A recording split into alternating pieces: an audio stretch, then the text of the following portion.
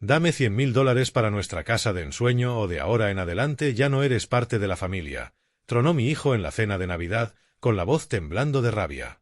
Sonreí amablemente, le entregué el sobre, sabiendo que esto era solo el comienzo. Cuando lo abrió, su mandíbula cayó y gritó: «Esto no puede ser cierto, pero la traición no quedará sin castigo. Las consecuencias serán más duras de lo que imagina». Antes de continuar, suscríbete al canal y escribe en los comentarios qué hora es ahora mismo en tu región. El pavó permanecía intacto sobre la mesa, con vapor elevándose de su piel dorada, como una advertencia que debería haber escuchado horas antes.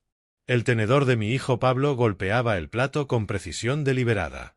Cada toque era una cuenta regresiva hacia algo que aún no identificaba, pero que podía sentir acumulándose en el aire de mi comedor, como electricidad estática antes de un rayo. «Papá, sabes que los Hernández acaban de cerrar la compra de esa casa colonial en Greenwich», dijo mi nuera, Sandra, con esa voz casual practicada que siempre precede algo calculado. 4 habitaciones, 3 baños. Linda publicó fotos ayer. Cocina impresionante. Asentí, manteniendo mi atención en cortar mi pavó. 38 años evaluando bienes raíces me habían enseñado a reconocer cuando alguien estaba preparando un argumento. Los dedos manicurados de Sandra golpearon una vez su copa de vino, un gesto que no sabía que estaba revelando. «Eso está bien para ellos», dije. «Son más jóvenes que nosotros», añadió Pablo, con un tono que se agudizaba. «Marcos todavía está subiendo peldaños en su empresa. Nada de herencia, nada de ayuda familiar. Solo lo hicieron posible por sí mismos». Mi nieto de 14 años, Glenn, se movió en su silla a mi lado, con los ojos fijos en su plato. Frente a él, Teresa revisaba su teléfono con desinterés teatral, pero yo noté la tensión en sus hombros. Los niños sabían que algo se avecinaba. Habían desarrollado los mismos instintos de supervivencia que yo tenía a su edad, cuando el ánimo de mi propio padre podía convertir una cena en un interrogatorio. «Esta casa es demasiado grande para una sola persona», continuó Pablo, gesticulando con su tenedor hacia el comedor colonial que nos rodeaba. «Las 4 habitaciones y estarías dando vueltas solo por aquí. No tiene sentido financiero». Ahí estaba, la primera jugada. «Me gusta mi espacio», dije con calma. «Bueno, nosotros no tenemos ese lujo». La sonrisa de Sandra no alcanzaba sus ojos. 3 años llevamos ayudándote a mantener este lugar, papá. Pagando cuentas, manejando reparaciones, asegurándonos de que no estés solo. Nunca te pedí que se mudaran, dije en voz baja. La mandíbula de Pablo se tensó, ese músculo que saltaba cuando estaba a punto de perder los estribos. Lo había heredado de mí, aunque yo había aprendido a controlarme hace décadas. Él no. Ese no es el punto. Dejó el tenedor con suficiente fuerza como para que Glenn se sobresaltara. El punto es que hemos encontrado nuestra casa de ensueño. Finalmente, una oportunidad real. «Felicidades», dije. «¿Dónde está?» «Avenida Vista al Lago, en Greenwich». La voz de Sandra se volvió entrecortada por la emoción, la máscara calculada se deslizó por un momento. «Construcción nueva, acabados de lujo, 5 habitaciones. El promotor ofrece una tarifa especial, solo 1.340.000. Tomé un sorbo de agua, ganando tiempo para procesar.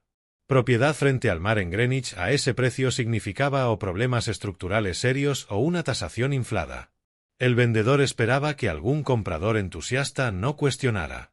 Mis instintos profesionales se activaron automáticamente, catalogando banderas rojas. «Es una inversión considerable», dije. «Es nuestro futuro», afirmó Pablo. «Necesitamos actuar rápido. Quieren $100.000 de anticipo antes del 15 de enero para asegurar la propiedad». El comedor quedó en silencio, excepto por el viejo reloj en el pasillo, marcando los segundos. Sentí todas sus miradas sobre mí. Pablo desafiante. Sandra ansiosa. Teresa curiosa. Glenn preocupado. $100.000, repetí. ¿En efectivo?, añadió Sandra rápidamente. El promotor necesita efectivo para el depósito. No es negociable. Apoyé el vaso de agua y crucé la mirada con mi hijo a través de la mesa. ¿Y me estás diciendo esto por qué? Pablo se inclinó hacia adelante, con los antebrazos sobre la mesa. Porque nos vas a dar el dinero, papá. Somos familia. Esta casa, gesticuló ampliamente, cuesta 847.000. Tienes capital, ahorros para la jubilación. 100.000 no es nada para ti, y lo es todo para nosotros. Nada para mí, dije, saboreando cada palabra. ¿Entiendes a lo que me refiero? Pero la voz de Pablo había adquirido ese filo que significaba que estaba a punto de decir algo que no podría retractar. Tienes 67 años. ¿Cuánto más planeas vivir en este museo? ¿Para qué estás guardando todo eso? Pablo, empecé. No, papá. Hemos sido pacientes. Hemos estado aquí cuidándote, renunciando a nuestras propias vidas para asegurarnos de que estés bien. Y ahora pedimos una sola cosa, una inversión en el futuro de tu hijo, en el futuro de tus nietos. Su voz subió. Así es como funciona. ¿Nos das ese dinero para el anticipo o dejas muy claro dónde estamos parados? ¿Dónde estamos parados? Pregunté en voz baja. Pablo se echó la silla hacia atrás y se puso de pie, su imponente figura cubriendo la mesa. La mano de Sandra fue a su brazo, pero no era para sujetarlo. Era para alentarlo. Podía leerlo en la posición de sus hombros, en el brillo satisfecho de sus ojos. Lo habían planeado. O ayudas a esta familia, dijo Pablo, su voz llenando el comedor como agua helada, o ya no eres parte de ella. Tu elección, papá. $100.000, o nunca volverás a ver a estos nietos. No más cenas de domingo. No más fiestas. Morirás solo en esta casa enorme con tus relojes antiguos y tu orgullo profesional, y nadie estará allí para cuidarte. El tenedor de Teresa chocó contra su plato. El rostro de Glenn se había vuelto pálido, pero mantuve la vista en mi hijo, observando cómo se transformaba en alguien que apenas reconocía, o quizás alguien que me había negado a reconocer durante mucho tiempo. El silencio se extendió por 5 segundos, 10, 15. Entonces me levanté, la silla raspando el suelo como una puerta que se cierra. Vuelvo enseguida, dije. Caminé por el comedor hasta mi estudio, con pasos medidos y tranquilos, a pesar de la adrenalina que corría por mis venas. Detrás de mí, escuché a Sandra susurrarle algo a Pablo. Su risa confiada respondió. Pensaban que habían ganado. Pensaban que regresaría con el talonario de cheques, con una promesa, con una capitulación envuelta en un lazo. El sobre blanco estaba en el cajón de mi escritorio, donde lo había colocado 4 días antes, exactamente donde sabía que podría necesitarlo. Lo levanté, sentí su peso, casi nada, solo papel y tinta, y pensé en cómo algo tan ligero podía contener una verdad tan aplastante. Cuando regresé al comedor, Pablo ya sonreía, esa sonrisa arrogante y victoriosa que decía que había sabido todo el tiempo que su ultimátum funcionaría. Los ojos de Sandra brillaban con triunfo. Incluso Teresa se animó, probablemente calculando su parte de la prosperidad en Greenwich. Solo Glenn parecía enfermo. Coloqué el sobre frente al plato de Pablo. Aquí, dije simplemente. Pablo lo tomó, sus dedos seguros al abrir el sello. Observé su rostro mientras sacaba el documento, vi su sonrisa congelarse, vi la confusión transformarse en comprensión y luego en horror. ¿Qué? Empezó. Declaración de fideicomiso en vida de la propiedad en el 1847 de la calle Timberry, dije en voz baja. Fechado el 20 de diciembre de 2024, notariado y registrado en la oficina del condado. Soy el único beneficiario y fiduciario. La casa no puede venderse, ser usada como garantía ni transferirse sin mi consentimiento escrito expreso, el cual no estoy obligado a dar. El rostro de Pablo se volvió pálido. Sandra arrebató el documento de sus manos, con los ojos escudriñando el lenguaje legal con pánico creciente. La casa está protegida, continué. Cualquier intento de reclamarla, falsificar mi firma o usarla fraudulentamente como garantía será enfrentado con acción legal inmediata. Quería asegurarme de que todos entendiéramos nuestra posición. Tú, la voz de Pablo se quebró. Esto no es real. No pudiste. No lo harías. Lo hice. Lo miré el jueves pasado, de hecho. Curiosa cosa de haber sido tasador de bienes raíces por 38 años. Aprendes que abogados se especializan en protección de activos. Sandra se levantó tan rápido que su silla cayó hacia atrás. Viejo amargado. Hemos renunciado a 3 años de nuestras vidas por ti. Nadie te lo pidió, dije. La calma en mi voz me sorprendió incluso a mí. Se mudaron porque Pablo perdió su empleo y no podía pagar el alquiler. Les di un hogar. Eso fue generosidad, no deuda. Esto no puede ser legal, dijo Pablo, temblando mientras sostenía el documento. No puedes simplemente excluirnos de la herencia. No es tu herencia todavía. Tomé mi vaso de agua nuevamente, bebí con calma, y dada la conversación de esta noche, empecé a pensar muy cuidadosamente en lo que dejo atrás y a quién. El rostro de Pablo pasó por emociones demasiado rápido para catalogarlas: sorpresa, rabia, miedo, cálculo. Finalmente arrugó el papel en su puño y lo arrojó sobre la mesa. Esto no termina aquí, papá. Acabas de cometer el mayor error de tu vida. Se dirigió hacia la puerta, Sandra detrás, ya sacando su teléfono. Teresa dudó, mirando entre sus padres y yo, antes de seguirlos con evidente reluctancia.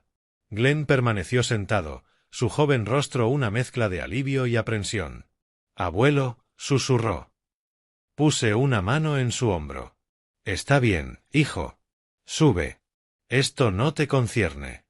Después de que se fueron, me quedé solo en mi comedor, mirando el pavó frío, los acompañamientos intactos, las copas de vino aún medio llenas. El documento arrugado yacía sobre la mesa como evidencia de un crimen recién comenzado. Mis manos se mantuvieron firmes mientras llevaba mi plato a la cocina. 3 años. Habían vivido bajo mi techo 3 años, y me había convencido de que les estaba ayudando a ponerse de pie. Me había dicho a mí mismo que las crecientes demandas de Pablo eran solo estrés temporal, que el sentido de derecho de Sandra era solo su manera de lidiar con la reducción de sus circunstancias. Me estaba mintiendo a mí mismo, y esa noche, en mi cocina cargando los platos en el lavavajillas, admití que conocía la verdad desde hacía meses, quizás más. La pregunta era qué iba a hacer al respecto. El 26 de diciembre llegó con ese silencio peculiar que sigue a las explosiones familiares. Pablo y Sandra permanecieron todo el día en su habitación, puerta cerrada, con voces elevándose ocasionalmente en discusión, pero nunca lo suficiente para oír palabras específicas. Teresa se había ido antes del amanecer a quedarse con una amiga. Solo Glenn bajó, deslizándose hasta mi taller en el sótano, donde examinaba un reloj de bolsillo de 1892. «¿Puedo ayudar?», preguntó, su voz tímida en la puerta. «Siempre», dije, señalando el taburete junto a mi banco de trabajo. Trabajamos en silencio cómodo por un rato, como habíamos hecho docenas de veces en los últimos 3 años. Glenn había heredado mi paciencia con los objetos mecánicos, mi apreciación por el clic preciso de los engranajes al encajar. No tenía la necesidad de su padre de llenar cada silencio con palabras. «Abuelo», dijo finalmente. «Anoche escuché a papá por teléfono después de que te acostaste». Mantuve los ojos en el mecanismo del reloj, aunque mi atención se agudizó. «Sí, hablaba con alguien sobre documentos, sobre que tu nombre apareciera en cosas». Los dedos de Glenn se entrelazaron en su regazo. Dijo algo sobre firmas y que nadie notaría la diferencia. El pequeño engranaje que sostenía se me escapó de las pinzas. Lo dejé cuidadosamente, dándome tiempo para procesar. «¿Qué más escuchaste?». Se enojó cuando quien sea le dijo que no funcionaría. Luego, la voz de Glenn bajó a un susurro. Dijo que encontrarían otra manera, que lamentaría habernos avergonzado. Miré a mi nieto correctamente, viendo el miedo y la confusión en su rostro joven, y sentí algo frío asentarse en mi pecho. Pablo no iba a dejarlo pasar. El fideicomiso había sido un movimiento defensivo, pero claramente subestimé hasta dónde estaba dispuesto a llegar mi hijo. «Gracias por decírmelo», dije en voz baja. Eso requirió valor. «¿Estamos en problemas?», preguntó Glenn. «No», dije firmemente. «No estás en problemas. Nada de esto es tu culpa». Pero estaba empezando a darme cuenta de que podría estar en más problemas de los que había anticipado. La llamada llegó esa tarde, 27 de diciembre, mientras revisaba mis estados de cuenta en el estudio. El identificador mostraba Banco Nacional. «Señor Turner, habla Denise Guayace de nuestro departamento de préstamos», dijo la voz. Llamo sobre una solicitud que recibimos para una línea de crédito sobre el valor de su casa. La documentación muestra un pedido de $45.000 contra su propiedad en el 1847 de Timberry Road. La sangre se me heló. No había hecho ninguna solicitud. Hay una pausa. La solicitud está fechada el 15 de diciembre, señor. Lleva su firma o lo que parece su firma. Por regulaciones debemos verificar estas solicitudes por teléfono antes de procesarlas. No es mi firma, dije con firmeza. Quiero que se cancele la solicitud inmediatamente y que me envíen una copia. Otra pausa, más larga esta vez. Señor Turner, si está alegando fraude. No estoy alegando, estoy declarando que alguien falsificó mi firma. Quiero documentación de este intento. Colgué y me quedé mirando el calendario de escritorio. El 15 de diciembre, 9 días antes de que se registrara el fideicomiso, 9 días antes de la confrontación en la cena de Navidad, Pablo había intentado pedir dinero contra mi casa antes de que la protegiera. Y cuando mencioné sentirme extraño por algo de correo reciente, me aseguró que todo estaba bien, que me ayudaba revisando mi correspondencia. Creí que era consideración. Estaba cubriendo sus huellas. Saqué el archivo de mi gabinete y comencé a revisar los documentos financieros con la atención metódica que me había hecho bueno en mi trabajo. Estados de tarjeta de crédito, extractos bancarios, resúmenes de cuentas de retiro. Cada página revelaba nuevas preguntas, nuevas discrepancias. 3 tarjetas de crédito que no recordaba haber abierto, todas con mi dirección, todas con saldos acercándose al límite. Total, $67.300. Las compras iban desde bolsos de lujo hasta electrónica y una semana en Miami. Nunca había hecho un retiro de mi cuenta de retiro fechado en agosto de 2023. $34.000. La nota decía gastos médicos familiares de emergencia. No hubo emergencia, no hubo crisis médica, solo dinero desaparecido. Y cuando pregunté a Pablo sobre nuestras finanzas ese otoño, me aseguró que todo estaba bien. Me recosté en mi silla, con los papeles extendidos sobre el escritorio como evidencia en una escena del crimen. 3 años. Me habían estado drenando sistemáticamente durante 3 años, y yo había confiado demasiado o había estado ciegamente ignorante. Mi mente volvió a 2021, cuando Pablo llamó por primera vez diciendo que había perdido su empleo en el concesionario. Reestructuración, dijo, nada que yo pudiera hacer. Le creí. Les ofrecí un lugar para quedarse de inmediato porque eso es lo que hacen los padres. Eso es lo que hace la familia. Recordé cómo ayudé a mudarlos aquel septiembre. Como Sandra miró mi casa con apenas disimulada decepción. Como Pablo bromeó sobre vivir en el lugar viejo de papá. Me reí. Estaban estresados. Me dije a mí mismo que habían perdido ingresos, apartamento e independencia. Un poco de resentimiento era natural. Pero ahora recordaba otros momentos. Pablo pidiendo prestada mi tarjeta de crédito para comida y devolviéndola horas después, Sandra ofreciendo ayudar a organizar mis documentos financieros, correo que desaparecía, estados que nunca veía. Cada vez que cuestionaba algo, Pablo tenía una explicación. Cada vez que dudaba, me convencía de confiar. Porque era mi hijo. Porque lo había criado para ser honesto. Porque quería creer que, cualquiera que fueran sus errores, no me robaría. Había estado equivocado. La ira vino lentamente, como agua detrás de una presa. No la rabia explosiva de Pablo en la cena, sino algo más frío, más controlado, del tipo que surge al darte cuenta. Borré el mensaje. Luego abrí mi portátil y comencé a buscar abogados. No cualquier abogado, sino especialistas, abogados de herencias, de defensa penal que hubieran manejado fraudes financieros. Porque la advertencia de Glenn sobre la llamada de su padre había cristalizado algo en mi mente. Esto ya no se trataba solo de protegerme. Se trataba de contraatacar. Para el 29 de diciembre me encontraba en la oficina de Richard Harris en Stamford. Una carpeta de documentos estaba extendida sobre la mesa de conferencias. Richard tenía 52 años, cabello plateado y esa calma que solo se obtiene tras décadas manejando los peores días de otras personas. Señor Turner, dijo tras revisar los extractos de tarjetas de crédito y los registros bancarios. ¿Comprende lo que tiene aquí? Robo de identidad, fraude, Falsificación, respondí, manteniendo la voz serena. Suficiente para cargos penales. Sí, dijo Richard, señalando la solicitud de préstamo falsificada. Múltiples delitos, de hecho. Connecticut toma muy en serio la explotación financiera de miembros mayores de la familia. Si lo llevamos a lo penal, su hijo y su nuera podrían enfrentar tiempo considerable en prisión. No quiero eso, dije rápido. Richard arqueó una ceja. ¿Entonces qué quiere? Pensé en la amenaza de Paul, en el desprecio de Sandra, en la forma en que habían planeado su emboscada navideña, convencidos de que cedería bajo presión, en 3 años de mentiras, manipulación y confianza robada. Quiero que me devuelvan mi dinero, dije. Todo. Y quiero que entiendan que hay consecuencias. Consecuencias sin necesidad de procesarlos penalmente.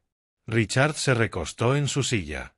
Eso requerirá un enfoque más matizado. Le escucho, dije.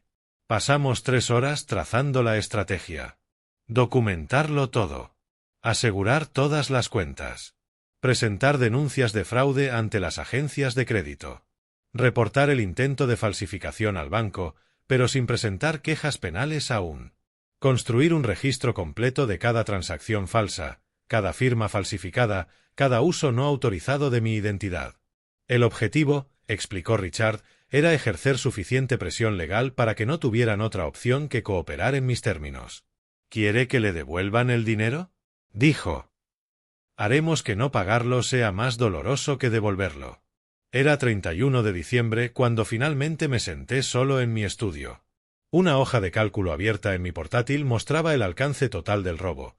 $67.300 en tarjetas de crédito fraudulentas, $34.000 retirados de mi cuenta de jubilación, 45.000 intentados mediante la línea de crédito de la vivienda, $146.300 en total que habían intentado extraer de mí, y los había detenido justo a tiempo. Desde mi ventana, Fairfield se preparaba para la víspera de Año Nuevo. Los fuegos artificiales iluminarían el cielo a la medianoche.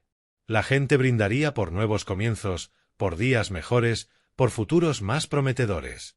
Miré mi hoja de cálculo, con columnas ordenadas de robo y engaño, y sentí que algo se asentaba en su lugar.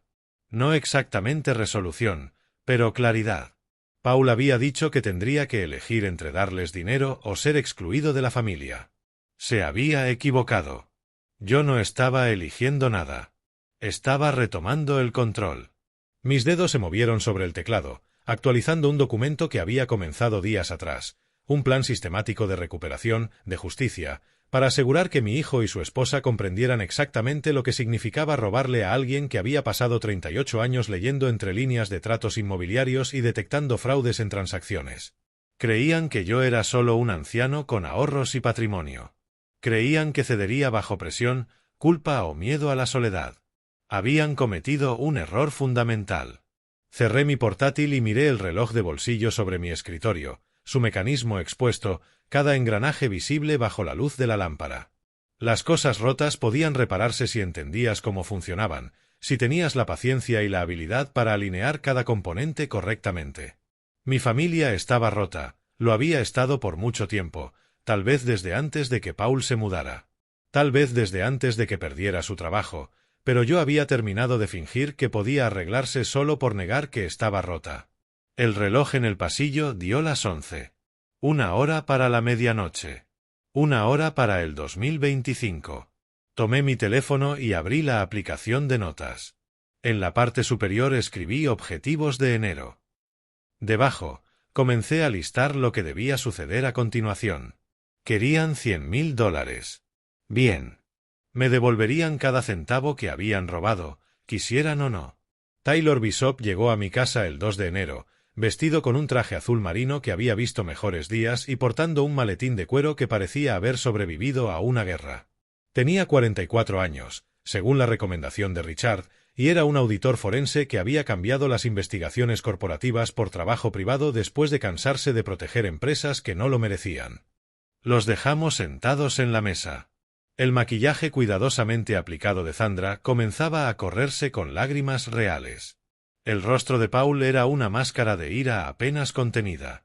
En el coche de Richard de regreso a su oficina, le dije: Se están desesperando. Bien. La gente desesperada comete errores, respondió. Richard me miró. ¿Hasta dónde estás dispuesto a llegar? Pensé en los $146.300 que intentaron extraerme. En los años de mentiras y manipulaciones, en el rostro preocupado de Glenn, en la ira silenciosa de Tracy y en cómo mi casa se había convertido en un campo de batalla. Hasta donde haga falta, dije. El 1 de febrero, las compañías de tarjetas de crédito enviaron sus cartas oficiales de demanda.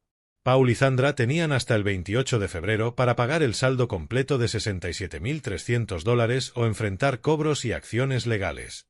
Ese mismo día, me enteré de que el banco que iba a financiar su casa de ensueño había rechazado su solicitud de préstamo. Sus puntajes de crédito se desplomaron con los reportes de fraude y ningún prestamista los tocaría ahora. La casa en Lakeview Avenue estaba oficialmente fuera de su alcance. Lo supe porque la voz de Sandra se escuchaba por los conductos de calefacción, hablando por teléfono. Nuestro crédito está destruido. No podemos aprobar nada. Esa casa se ha ido. Todo por lo que trabajamos se ha ido. Y todo porque Robert decidió ser vengativo.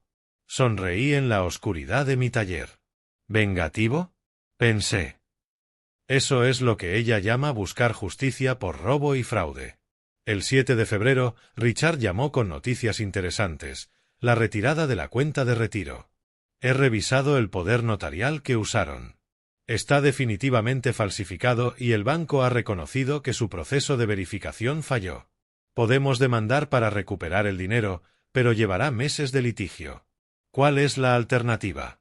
Hacer que me paguen directamente, no a través de los tribunales, mediante un pagaré, un contrato formal con términos de pago, penalizaciones por incumplimiento y consecuencias legales si fallan. ¿Podemos hacer que cumplan? Si firman, absolutamente. Y ahora están lo suficientemente desesperados como para que quizá lo hagan.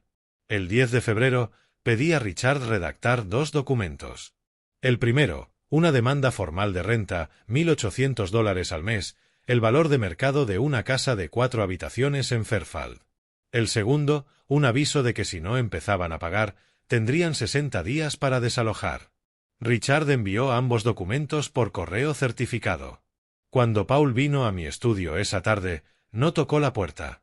La abrió y se quedó allí, con las cartas en la mano y expresión entre incredulidad y furia. ¿Renta? Su voz era baja, lo que la hacía más amenazante que un grito. ¿Cobrarle a tu propio hijo renta? Estoy cobrando a las personas que robaron más de $100.000 de mí por el privilegio de seguir ocupando mi propiedad, dije. Me parece justo. Somos familia. Entonces, deberían haber actuado como tal. Dio un paso hacia mí y por un momento pensé que me golpearía. Los puños los tenía cerrados, respiración rápida, todo el encanto y manipulación desaparecidos, revelando al hombre enojado y con derecho. Pero no me golpeó. Te vas a arrepentir, dijo. Cuando Sandra y yo nos recuperemos, cuando tengamos éxito de nuevo, te arrepentirás de tratarnos así. Y cuando eso pase, no esperes ayuda de nosotros. No esperes ver a tus nietos. No esperes nada. Yo ya no espero nada de ti, Paul, dije con calma. Esa es la diferencia entre nosotros. Pensaste que mi dinero era tuyo para tomarlo. Ahora sé que mi confianza era mía para darla, y la rompiste. Se fue, cerrando la puerta con fuerza suficiente para hacer vibrar los certificados de tasación enmarcados en la pared. Me quedé largo rato en mi estudio, escuchando cómo la vieja casa se asentaba a mi alrededor, pensando en el camino que había elegido.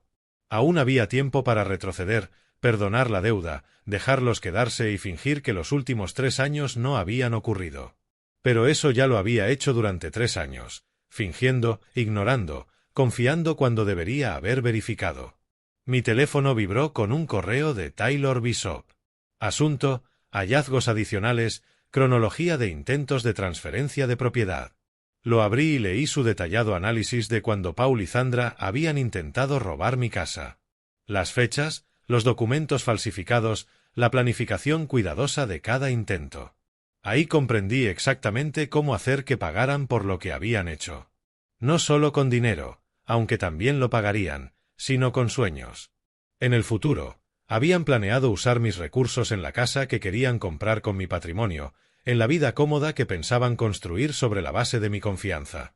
Abrí un documento nuevo en mi computadora y comencé a escribir. Era hora de mostrarles lo que realmente significan las consecuencias.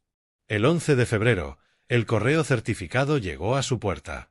Observé desde la ventana de mi estudio cómo Zandra firmaba, dejando huellas de sus dedos en la tableta electrónica. El cartero extendió el sobre. Lo giró en sus manos, vio la dirección del bufete de Richard Harris y su rostro se tensó. No lo abrió de inmediato, lo abrazó contra su pecho y entró rápidamente, llamando a Paul. Conté hasta 30 antes de que sus voces comenzaran a elevarse arriba.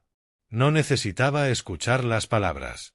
El aviso de desalojo y la demanda de renta eran claros, $1.800 al mes desde el 1 de marzo o desalojar en 30 días. A los 67 años, había aprendido que la paciencia es un arma que la mayoría olvida que existe. El 18 de febrero, Paul vino a mi estudio. Tampoco tocó esta vez, empujó la puerta con fuerza, haciendo que las bisagras crujieran. Su rostro estaba rojo, venas visibles en las sienes, con la ira de quien se da cuenta de que ha calculado mal.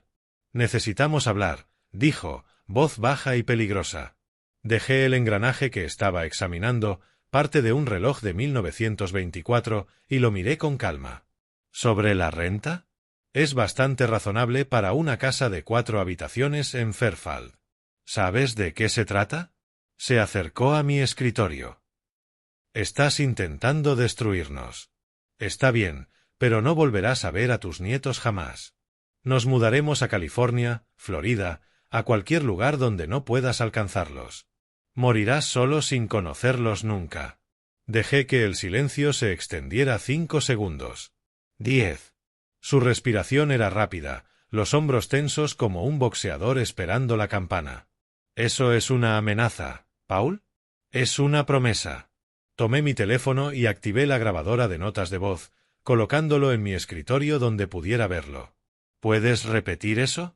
Para constancia, estás amenazando con impedirme ver a mis nietos porque estoy pidiendo que pagues la renta de mercado justo de mi propiedad. Sus ojos se fijaron en el teléfono, luego volvieron a mí. Algo cambió en su expresión, la ira se transformó en cálculo. Se dio cuenta de su error. Esta conversación ha terminado, dijo, retrocediendo hacia la puerta. Pero no creas que has ganado, papá. Encontraremos una salida. Después de que se fue, envié la grabación a Richard con una nota sencilla: documenta esto con los demás. La respuesta llegó en minutos. Documentado. Esto fortalece nuestra posición considerablemente si persiguen algún tema de custodia o visitas. El 24 de febrero, Richard envió la demanda legal formal, 30 días para desalojar o comenzar a pagar $1.800 mensuales de renta. Adjuntó un documento separado, una factura por $34.000, la cantidad robada de mi cuenta de retiro, con una propuesta de plan de pagos. No esperaba que lo aceptaran. Esperaba que entraran en pánico. Superaron mis expectativas. El 27 de febrero, regresé de la ferretería y encontré a Zandra en la sala con solicitudes de alquiler esparcidas sobre la mesa de café. Levantó la vista cuando entré, maquillaje intacto a pesar de los ojos enrojecidos. «Estamos intentando», dijo, con voz quebradiza. «Hemos solicitado 6 lugares, pero nuestro crédito», se interrumpió, mirando los papeles como si fueran pruebas de crímenes que no había cometido. «Su crédito está dañado porque cometieron fraude», dije en voz baja. «Eso no se arregla con solicitudes de alquiler. Cometimos errores», alzó la voz. «Pero somos tu familia. Tracy y Glenn necesitan estabilidad y nos estás echando a la calle. Les doy la oportunidad de quedarse, $1.800 al mes. Ese es el trato. No tenemos ese dinero. Entonces les sugiero que consigan empleo, a ambos». Se levantó, agarrando las solicitudes con manos temblorosas. «Has cambiado. El hombre que conocí hace 3 años nunca habría sido tan frío. El hombre que conocías hace 3 años no sabía que su hijo y su nuera le estaban robando», respondí. «La gente cambia cuando descubre la verdad. El 1 de marzo no pagaron la renta. La fecha límite pasó sin un cheque, sin conversación, sin reconocimiento. El 5 de marzo, tomaba café en Miller's Coffee House en Post Road, leyendo el periódico y disfrutando del raro silencio, cuando alguien llamó mi nombre. Robert Turner. Miré hacia arriba y vi a Gregory Holmes acercándose, con una sonrisa amplia en su rostro envejecido. Greg tenía 61 años, cabello plateado y la presencia que da haber trabajado décadas en desarrollo inmobiliario. Habíamos colaborado en tasaciones de propiedades a comienzos de los 2000 antes de que él se dedicara a gestión de proyectos. Greg, me levanté para estrechar su mano. ¿Cuánto tiempo? 2 años, al menos. ¿Puedo acompañarte? Pasamos 20 minutos poniéndonos al día. Su trabajo en Precision Home Development, mi retiro, el estado del mercado inmobiliario en el condado de Fairfield. Conversación ordinaria entre antiguos colegas. Pero algo que dijo captó mi atención. Tenemos un desarrollo de lujo en Greenwich que lleva meses sin venderse, dijo Greg, removiendo el café. Hermosa propiedad en Lakeview Avenue, pero no logramos venderla. El mercado está flojo para ese precio. Mi taza de café se detuvo a medio camino de mis labios. Lakeview Avenue, dije cuidadosamente. Sí. 234 Lakeview. Lo conozco. El universo, reflexioné, tenía un sentido del tiempo curioso. Paul habló primero, con la voz cuidadosa y controlada. Hemos conseguido trabajo, los dos. Podemos empezar a hacer los pagos. ¿Cuánto? Preguntó Richard, con el bolígrafo suspendido sobre su cuaderno legal. Podemos pagar $1,200 al mes, dijo Sandra rápidamente. Es lo que podemos permitirnos por ahora. Cuando entren las comisiones de Paul. La renta son 1,800, interrumpí. Eso no es negociable. No podemos, empezó Paul. Entonces tienen 14 días para desalojar, dije. La compostura cuidadosamente mantenida de Sandra se quebró. ¿A dónde se supone que vamos? Nadie nos alquilará nada con nuestro crédito. Nos están acorralando. Se acorralaron ustedes mismos cuando me robaron, dije en voz baja. Les estoy ofreciendo una solución. Paguen lo que deben o váyanse. Richard deslizó un documento sobre la mesa. También está el asunto de los $34,000 de la cuenta de retiro del señor Turner. Estamos proponiendo un pagaré con pagos mensuales de $600, además de los 1,800 de renta. Obligación mensual total, $2,400. Observé el rostro de Paul mientras hacía las cuentas. Vi cómo el color se le iba de las mejillas, cómo apretaba la mandíbula hasta que los músculos saltaban bajo la piel, sus manos sobre la mesa, cerradas en puños.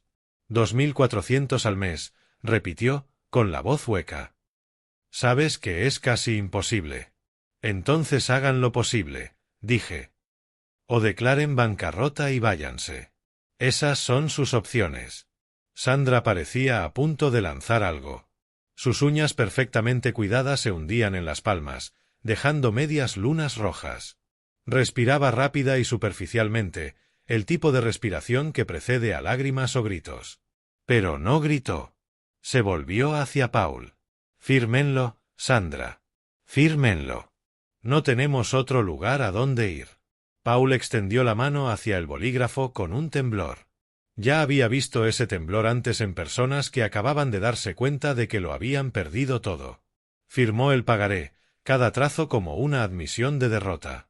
Cuando terminó, me miró con algo que no era exactamente odio, pero no estaba lejos. «¿Disfrutas esto?»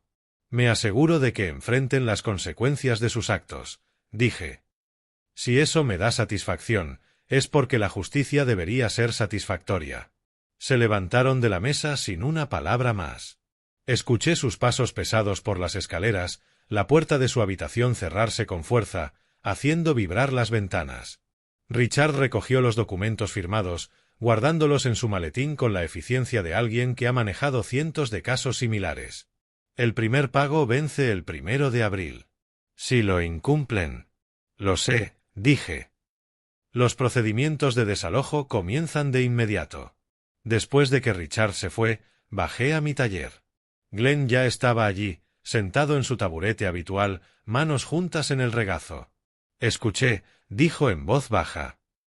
2,400. Hicieron sus elecciones, dije, recogiendo las herramientas que había dejado dispersas sobre mi banco de trabajo. Ahora deben vivir con ellas. ¿Qué pasa si no pueden pagar? Entonces se van. Tomé un destornillador diminuto y empecé a trabajar en el mecanismo de un reloj que había estado restaurando durante semanas, y ellos aprendieron que robar tiene consecuencias. Glenn me observó en silencio un rato, luego preguntó: «Abuelo, ¿hacia qué estás construyendo esto?» Miré a mi nieto, con su serio rostro de 14 años, y vi una inteligencia que me recordaba a mí a su edad, observador, reflexivo, capaz de ver patrones donde otros veían caos. «Justicia», dije simplemente. «Estoy construyendo hacia la justicia». El 1 de abril llegó con mi primer cheque de Precision Home Development, $8.500. Lo deposité y me senté en mi estudio, revisando la lista de proyectos que Greg había enviado. Mañana empezaría mi evaluación de 234 Lakeview Avenue, la casa que Paul y Sandra habían exigido que financiara, el sueño que habían estado dispuestos a amenazar y manipular para obtener. Abrí un nuevo documento en mi computadora y empecé a redactar mis notas preliminares de análisis de mercado. El trabajo era profesional, exhaustivo, basado únicamente en ventas comparables y datos del mercado. Pero sería mentira decir que no sentía cierta satisfacción al saber que mi experiencia profesional estaba a punto de contribuir a que sus sueños se desmoronaran aún más. La pregunta de Glenn resonaba en mi mente: ¿hacia qué construyes esto? La respuesta era simple. Estaba construyendo hacia el momento en que Paul y Sandra comprendieran que cada dólar que habían robado, cada firma que habían falsificado, cada mentira que habían dicho, tenía consecuencias mucho más allá de lo que habían imaginado. Y me aseguraría de que esas consecuencias fueran completas, legales e ineludibles. El reloj sobre mi banco de trabajo avanzaba con precisión, cada engranaje acoplándose perfectamente al siguiente. Las cosas rotas podían repararse si entendía su mecanismo. El tiempo robado podía restaurarse si eras lo suficientemente paciente para trabajar en cada componente. La justicia, aprendería, funcionaba de la misma manera. El 3 de abril llegó con una mañana primaveral fresca que hacía que Connecticut pareciera hermoso. Conduje a la oficina de Precision Home Development en Greenwich, con mi maletín que contenía archivos de proyectos y mi computadora portátil cargada con datos de propiedades comparables. Greg me recibió en la sala de conferencias, con el café ya servido. «Robert, me alegra verte. Vamos a repasar las nuevas asignaciones». Extendió una lista de propiedades sobre la mesa: desarrollos residenciales, casas de lujo, proyectos comerciales. Mis ojos se detuvieron en el tercer elemento: 234 Lakeview Avenue, Greenwich. Manteniendo mi expresión neutral, profesional. «Esta lleva tiempo en el mercado. 4 meses sin interés serio», dijo Greg, golpeando el archivo. «La gerencia está nerviosa. El precio listado es de $1.340.000, pero nos preguntamos si es realista. Necesitamos una evaluación honesta, no suposiciones». Tomé el archivo, revisé las especificaciones: 5 habitaciones, 4 baños, acabados de lujo en toda la casa. La misma casa que Paul había exigido con $100.000 de mi dinero. La misma que Sandra había publicado en sus redes sociales, llamándola nuestro futuro hogar soñado. La ironía era casi dolorosa. «Puedo tener un informe preliminar para el 8 de abril», dije. «Análisis completo con ventas comparables, tendencias de mercado, valoración realista. Exactamente lo que necesitamos. Nadie cuestionará tus cifras. Escribiste el libro sobre valoración justa de mercado en el condado de Fairfield». Pasé los siguientes 3 días haciendo lo que había hecho durante 38 años, evaluando propiedades. Fui a Lakeview Avenue, recorrí la casa, tomé medidas, examiné acabados. La construcción era sólida, pero no excepcional. La ubicación era buena, pero no premium. El precio pedido estaba inflado al menos un 15% según ventas comparables recientes. Mi informe era completo, profesional y demoledor. Según las condiciones actuales del mercado y análisis comparativos de ventas de propiedades similares en Greenwich, el valor de mercado justo de 234 Lakeview Avenue es de aproximadamente $1.150.000. El precio listado de $1.340.000 representa un sobreprecio del 19.6% sobre el valor de mercado. Entregué el informe el 8 de abril. Para el 10 de abril, Precision Home Development había reducido el precio listado a $1.150.000. El 12 de abril, el nuevo precio se hizo público. Aquella noche, estaba en mi taller cuando escuché la voz de Sandra desde arriba, cargada de incredulidad. «Paul, ven a ver esto». Sus pasos resonaban arriba. Dejé mis herramientas y escuché. La casa de Lakeview bajó a $1.150.000, dijo Sandra por los conductos de calefacción. Son 190.000 menos, respondió Paul con voz pesada, derrotado. Si la hubiéramos comprado cuando queríamos, no habríamos podido. Nuestro crédito ya estaba arruinado. Pero aún así, podríamos haber hecho muchas cosas si papá no nos hubiera saboteado. Me permití una pequeña sonrisa. Todavía no lo sabían. No se daban cuenta de que la casa de sus sueños pertenecía a la empresa que me contrataba, que yo era quien la había evaluado y que mi experiencia profesional había sido el instrumento de la reducción del precio. A veces, la mejor venganza era la que la gente ni siquiera sabía que ocurría. El 1 de abril habían hecho su primer pago de renta, $2.400 entregados con un cheque cuya firma de Paul estaba tan apretada que casi rompía el papel. Lo deposité sin comentario, observando cómo su saldo bancario disminuía y sabiendo exactamente cuánto les dolía ese pago. Su ingreso combinado era de $6.200 mensuales antes de impuestos, aproximadamente $4.800 después. Los $2.400 que me pagaban los dejaban con otros $2.400 para todo lo demás: comida, servicios, gasolina, seguro del auto, teléfono. Vivían de sueldo a sueldo, cada dólar contado. La vida de lujo que habían construido con mi dinero robado se evaporaba como el rocío de la mañana. A veces los veía en la cocina, Sandra calculando cuentas en su teléfono, Paul mirando al vacío con los ojos huecos de quien se da cuenta demasiado tarde de que los actos tienen consecuencias. Las cenas caras habían cesado. La ropa de diseñador de Sandra se relegó al fondo del closet, reemplazada por básicos de tienda de descuento. Su Instagram, antes lleno de imágenes cuidadosamente curadas de prosperidad, estaba en silencio. El 18 de abril leía en mi estudio cuando voces elevadas estallaron arriba. No eran Paul y Sandra esta vez.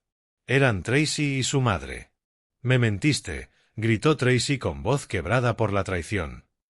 «El abuelo nunca te dio permiso. Son firmas falsificadas». Glenn me mostró los documentos. «Tracy, cariño, no entiendes», empezó Sandra.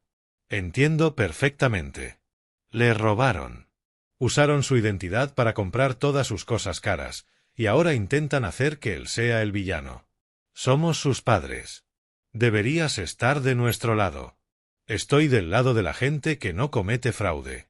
Una puerta se cerró con fuerza, haciendo vibrar las ventanas. Minutos después, escuché los pasos de Tracy bajando al sótano. Apareció en la puerta de mi taller, rostro sonrojado, ojos rojos. «¿Puedo quedarme aquí un rato?», preguntó en voz baja. «Claro», dije, señalando el taburete libre. «¿Quieres ayudar con este reloj de bolsillo? El mecanismo del resorte necesita ajuste». Trabajamos en silencio durante 20 minutos antes de que hablara de nuevo. No sabía lo que hicieron. Pensé que estaba siendo malo, haciéndoles pagar renta mientras luchaban. Y ahora sé que ellos mismos crearon su propia lucha. Me entregó cuidadosamente un engranaje diminuto. Glenn trató de decirme, pero no quería escuchar. Quería creer la versión de mamá, donde tú eras el malo. «Es más fácil creer que alguien más tiene la culpa», dije. «Se necesita valor para enfrentar la verdad incómoda». Me miró, esta joven de 16 años que estaba aprendiendo que sus padres no eran quienes había pensado. «¿Vas a hacer que se vayan? Solo si no cumplen con los pagos. El pagaré es claro. $2.400 al mes. Si fallan, están en incumplimiento. ¿Crees que lo lograrán?». Pensé en su situación financiera, la agencia de cobros respirándoles en la nuca, la fecha de corte pendiente por los $67.300 de cargos fraudulentos. Creo que se esforzarán mucho. Si tienen éxito, dependerá de las decisiones que tomen a partir de ahora. El 20 de abril me reuní con Greg en la oficina de Precision Home. Tenía noticias sobre Lakeview Avenue. Tenemos un comprador potencial, dijo, mostrando un correo en su computadora. Pareja ejecutiva joven, preaprobada para financiamiento, pero cautelosa. Quieren una segunda tasación independiente antes de comprometerse. ¿Podrías hacer otra evaluación? Más detallada esta vez, buscando cualquier problema que pueda afectar el valor. ¿Para cuándo la necesitan? Para el 15 de mayo sería ideal. Acepté, ya sabiendo lo que una inspección más exhaustiva podría revelar. Las casas siempre tenían problemas ocultos. La pregunta era si eran significativos como para justificar otro ajuste de precio. Mientras manejaba a casa, reflexioné sobre las capas de ironía acumulándose. La casa de los sueños de Paul y Sandra alejándose con cada informe profesional que presentaba. El dinero que me habían robado ahora financiaba mi capacidad de desmantelar sistemáticamente sus aspiraciones. La justicia, aprendí, no siempre se veía con esposas y tribunales. A veces se veía en informes de análisis de mercado y ventas comparables. A veces era metódica, profesional y completamente legal, y a veces eso era lo más satisfactorio de todo. El 25 de abril fue inusualmente cálido. Estuve en la casa vacía de 234 Lakeview Avenue, con el portapapeles en mano, examinando cada rincón con la atención al detalle que da décadas de práctica. Los acabados eran impresionantes a primera vista: encimeras de granito, pisos de madera, electrodomésticos de alta gama. Pero no miraba superficies. Miraba la estructura, los sistemas de cimientos que mantenían una casa funcional más allá de su apariencia estética. En el sótano encontré grietas capilares en la pared de cimiento. No catastróficas, pero preocupantes. Evidencia de infiltración de agua menor, antigua pero presente. El sistema de drenaje alrededor del cimiento estaba mal nivelado, dirigiendo agua hacia la casa en lugar de alejarla. En el espacio de arrastre, ventilación inadecuada que provocaría problemas de humedad en 5 años. Documenté todo con fotos y notas. Calculé el costo para corregir estos problemas: reparación de cimientos, corrección de drenaje, mejora de ventilación del espacio de arrastre, aproximadamente $45,000 que cualquier comprador informado necesitaría cubrir. Mi informe fue claro. Aunque la propiedad presenta bien estéticamente, la inspección estructural revela problemas de drenaje y deficiencias de ventilación que requieren aproximadamente $45,000 en reparaciones. Valor de mercado ajustado considerando las reparaciones necesarias: $1,150,000. Entregué el informe el 30 de abril. El 2 de mayo sonó mi teléfono.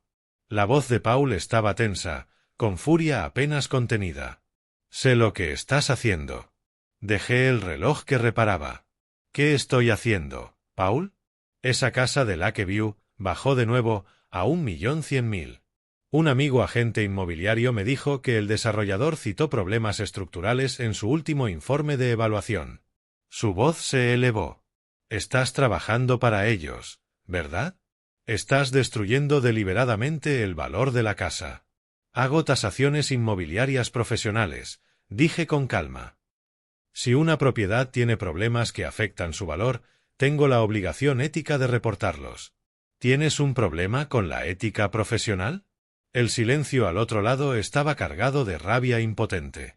Sabía que yo estaba involucrado, que influía en el precio, que cada dólar que caía era otro clavo en el ataúd de sus sueños.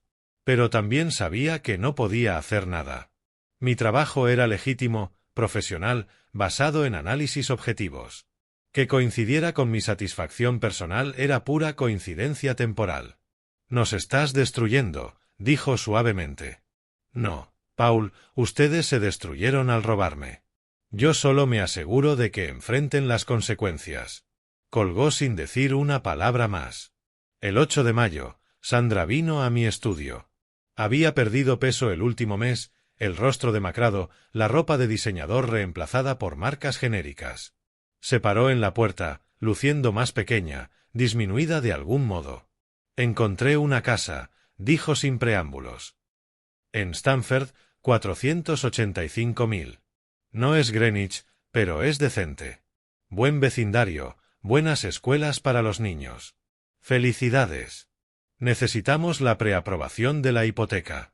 Esperaba, se detuvo, tragó saliva. Esperaba que pudieras escribir una carta al banco explicando que estamos al día con la renta, que somos confiables. La miré. Esta mujer que había gastado $8.450 de mi dinero robado en bolsos de diseñador. ¿Cuál es tu puntaje de crédito ahora? Su mandíbula se tensó. 520. La agencia de cobros presentó su reclamación. Sí. ¿Y crees que una carta mía convencerá a un banco de prestarles $500,000 cuando su puntaje está en el sótano y están activos en cobros? Pensé, su voz se quebró. Pensé que tal vez ayudarías por Tracy y Glenn. Se merecen estabilidad. Incumplir cualquiera de las deudas desencadenaría consecuencias inmediatas. Desalojo por mi parte, juicio legal por parte de la agencia de cobro. Simplemente, estaban atrapados. El 12 de junio llegó un sobre de Precision Home Development. Lo abrí en mi estudio, ya sabiendo lo que diría. El correo de Greg había sido entusiasta. Robert, la Junta está encantada con tu trabajo. Tus evaluaciones han sido consistentemente precisas y profesionales. Nos gustaría extender tu contrato por un año más, con un aumento a $9,200 al mes. La carta formalizaba la oferta. La firmé y la devolví ese mismo día. Esa tarde, Glenn me encontró en mi taller, limpiando herramientas y organizando mi banco de trabajo. Se sentó en su taburete habitual, callado durante un buen rato antes de hablar. Papá ha estado buscando segundos empleos, dijo. Lo escuché por teléfono con un almacén que hace turnos nocturnos. Eso es práctico, respondí. Mamá está intentando ascender a subgerente en su tienda. Cree que podría significar $400 más al mes. Asentí, anotando en mi libro de cuentas. La colección de relojes de bolsillo que mantenía como inventario, cada pieza documentada con precio de compra, valor estimado y costos de restauración.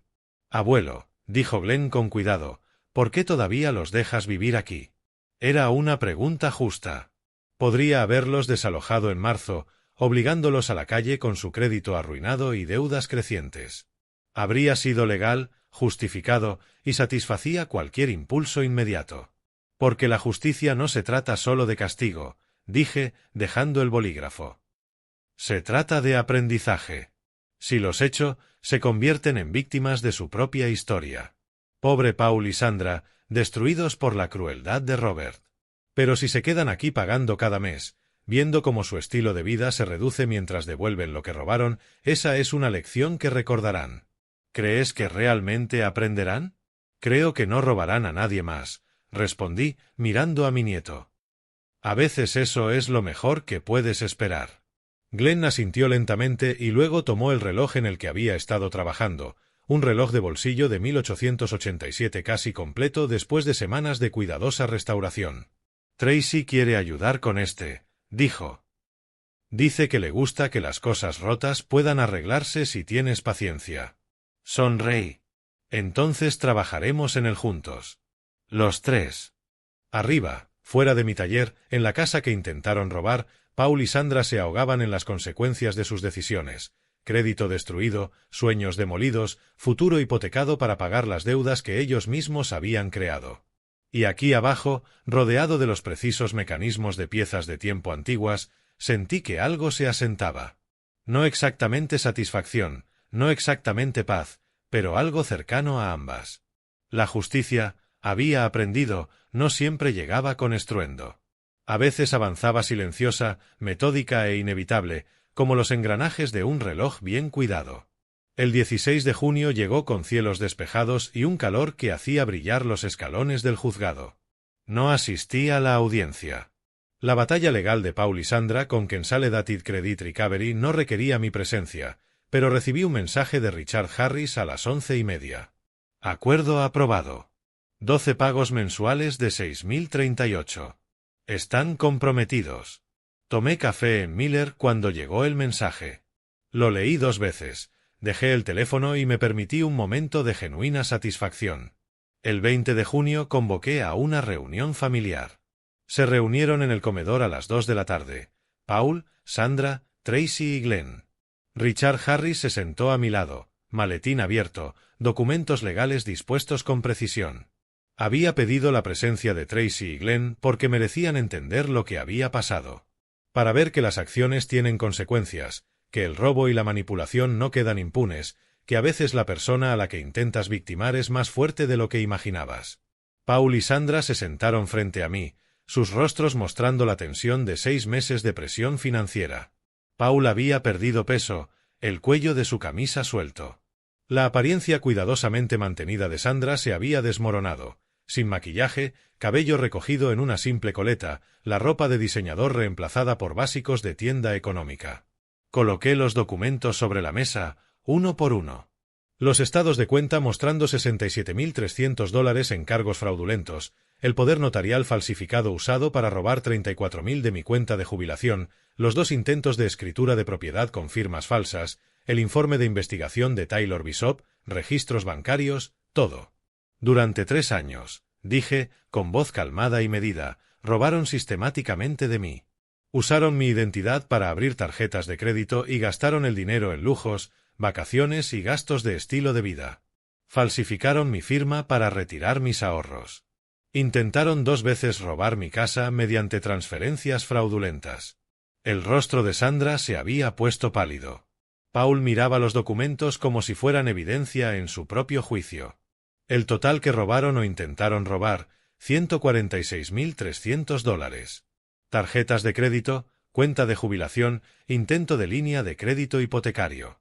Dejé que ese número flotara en el aire. Y cuando eso no fue suficiente, exigieron 100.000 más para un pago inicial en una casa que no podían pagar. Cometimos errores, empezó Paul. Cometieron fraude, interrumpí. Múltiples delitos graves, robo de identidad, falsificación. Tengo evidencia suficiente para presentar cargos criminales que los enviarían a prisión a ambos. Sandra llevó la mano a la boca. Tracy observaba muy quieta. Pero no lo hice, continué. En cambio, les di una elección, devolver lo que robaron o enfrentar la acusación. Ustedes eligieron pagar. Saqué un libro de cuentas y lo abrí para mostrar los registros de pagos. En 5 meses han pagado 12.000 hacia los 34.000 que robaron de mi cuenta de jubilación. Restan 22.000. Además, se comprometieron a pagar a Consolidated Credit Recovery $6.038 al mes durante un año para saldar la deuda de las tarjetas fraudulentas. Los números en la página contaban la historia más brutal que las palabras. Obligaciones mensuales, ingresos, la brecha entre ellos, 8.438 mensuales. Ingreso total del hogar después de impuestos, aproximadamente 4.800. Miré directamente a Paul y Sandra. Están en números rojos por casi 4.000 cada mes. Eso es insostenible. ¿Qué quieres de nosotros? La voz de Paul apenas un susurro. Quiero que enfrenten una elección, dije. Pueden quedarse en esta casa y seguir pagando, viviendo dentro de las restricciones de las consecuencias que crearon, o pueden irse y hacer esos mismos pagos desde otro lugar. Las deudas no desaparecen de ninguna manera. La letra de cambio que firmaron sobrevive a la bancarrota. La agencia de cobro tiene un acuerdo legal. Su crédito está destruido por años. Hice una pausa, dejándolos absorber la totalidad de la situación. Si se quedan, siguen mis reglas. Pagan cada dólar que deben, trabajan los empleos que sean necesarios para cumplir con sus obligaciones, viven honestamente, respetan esta casa y el hecho de que es mi propiedad, no de ustedes. Y cuando Tracy y Glenn cumplan 18, los dejarán decidir sobre su relación conmigo. El rostro de Sandra se arrugó, no lágrimas exactamente, pero casi. La mujer que publicaba sobre bolsos de diseñador y bienes raíces en Greenwich ahora enfrentando un futuro de trabajo minorista y pagos de deudas. Los hombros de Paul se hundieron. Todo desafío se había agotado. Nos quedaremos. Dilo correctamente, dije suavemente. Él levantó la vista, encontrando mis ojos. Por primera vez en 3 años, vi algo parecido a la comprensión. No exactamente remordimiento, sino reconocimiento. Nos quedaremos. Haremos los pagos. Seguiremos tus reglas. No tenemos otra opción, dijo con voz plana, derrotada. Tuvieron elecciones, dije. Las hicieron cuando falsificaron mi firma. Ahora viven con ellas. Después de que se fueron, Pedí a Richard que permaneciera. Tracy y Glenn también se quedaron. El 24 de junio les informé que estaba actualizando mi testamento. Richard redactó los documentos. 50% de mi patrimonio irá a un fideicomiso para Tracy y Glenn, accesible cuando cumplan 25. El otro 50% irá a una fundación benéfica para la preservación histórica. Miré a mis nietos. Paul y Sandra no recibirán nada. Ya tomaron su herencia y la gastaron. Ahora la están devolviendo. Tracy tenía los ojos húmedos, pero asintió. Glenn me apretó la mano. La casa, mis inversiones, mis colecciones, todo protegido, todo documentado. Cuando me vaya, estarán cuidados. Pausé. Pero eso es dentro de mucho tiempo. Ahora, tenemos un reloj de bolsillo que terminar de restaurar. El 24 de junio, firmé el Nuevo Testamento ante notario en la oficina de Richard. Cada página, cada cláusula, asegurando que quienes intentaron robar mi legado no recibirían nada. El 28 de junio llegó un domingo por la tarde. El calor había cedido, dejando una temperatura agradable y cielos despejados. Tracy, Glenn y yo estábamos en mi taller. El reloj de bolsillo de 1887, desarmado sobre mi banco de trabajo. Llevábamos semanas trabajando en él, cada componente cuidadosamente restaurado, cada engranaje perfectamente encajado. Esta es la última pieza, dijo Tracy, sosteniendo la diminuta rueda de equilibrio. Una vez que entre, debería funcionar. Entonces, veamos si todo nuestro trabajo ha dado frutos, dije. Juntos ensamblamos los componentes finales. Glenn sostenía la lupa, Tracy posicionó la rueda de equilibrio y yo la aseguré con un destornillador de joyero, cada giro medido y deliberado. Cuando el último tornillo se ajustó, di cuerda a la corona. 3 vueltas completas, luego 4. El reloj comenzó a latir, rítmico, preciso, constante. 138 años después de ser fabricado, el mecanismo funcionaba tan suavemente como el primer día. Abuelo, dijo Tracy, viendo la manecilla de los segundos moverse, ¿alguna vez pensaste en simplemente perdonarlos, mamá y papá? Solo dejarlo pasar. Consideré la pregunta con cuidado. El perdón y las consecuencias no son opuestos. Puedo perdonarlos por ser débiles, por ser codiciosos, por tomar decisiones terribles, pero el perdón no borra las consecuencias. Robaron de mí. Necesitan devolver esa deuda. Eso es justicia. Y cuando la hayan pagado toda, habrán aprendido que las acciones importan, que no puedes robar, manipular y mentir sin enfrentar el costo. Miré el reloj, sus manecillas avanzando con regularidad. Esa es la lección que vale la pena enseñar. Glenn levantó el reloj, acercándolo a su oído, escuchando el tic-tac. Les diste la mayor oportunidad posible. La oportunidad de ser honestos. Exactamente, dije. Lo que hagan con esa oportunidad es su elección, no mía. Arriba, podía escuchar a Paul y Sandra moviéndose, preparándose para otra semana de trabajo, otro ciclo de pagos, otro mes de consecuencias. Su casa de ensueño había caído a 980.000, 360.000 menos de lo que habían planeado. Su crédito destruido, sus aspiraciones sociales demolidas, su futuro hipotecado para pagar las deudas que habían creado. Y aquí, en mi taller, rodeado de los precisos mecanismos de relojes restaurados y los nietos que eligieron la verdad sobre la mentira, sentí la satisfacción de la justicia bien servida. El reloj marcaba el paso de los segundos, transformándose en minutos, minutos en horas, cada momento medido, cada engranaje en su lugar, cada componente funcionando exactamente como debía. Algunas personas pasan la vida buscando atajos, robando lo que no han ganado, manipulando y mintiendo para prosperar. Nunca aprenden que la confianza rota, como un reloj roto, requiere un trabajo cuidadoso y paciente para repararse y que algunos daños, una vez hechos, dejan marcas permanentes. Sonreí, escuchando el tic-tac rítmico de la artesanía de 1887, de vuelta a la vida con paciencia y precisión. Justicia restaurada, equilibrio mantenido, tiempo avanzando segundo a segundo hacia lo que viniera después. Si te gustó esta historia, dale like a este vídeo, suscríbete al canal y comparte tus impresiones en los comentarios. Para escuchar la próxima historia, haz clic en el recuadro a la izquierda. Gracias por mirar.